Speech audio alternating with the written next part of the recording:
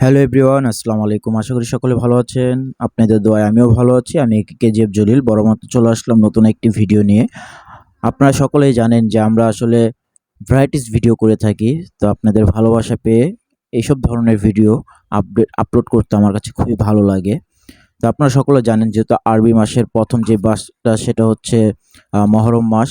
এই মহরম মাসে আসলে আমরা যে বিষয়টি আজকে আপনাদের সামনে নিয়ে আসছি সেটা হচ্ছে পাঞ্জাতান বা পাঞ্জা।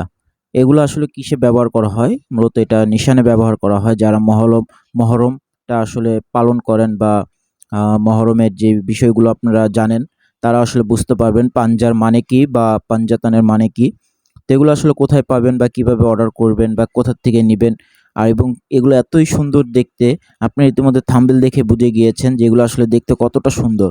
তো এই আপনার স্ক্রিনে দেখতে পাচ্ছেন এগুলো হচ্ছে চানতারা।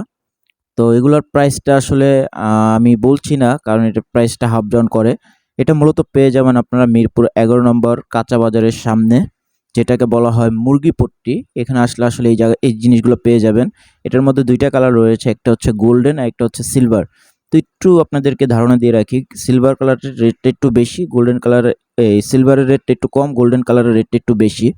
তো যারা আসলে এগুলো নিতে চান বা আপনাদের মনের মতো করে বানিয়ে নিতে চান, সেটাও আপনারা পারবেন। তবে ওনাকে একটু সময় দিতে হবে, তাহলে আপনারা আপনাদের মনের মতো ডিজাইন করে আসলে বানিয়ে নিতে পারবেন। এবং আপনারা দেখতে পাচ্ছেন পাঞ্জা এবং চান প্লাস আবার তারওয়ালও রয়েছে।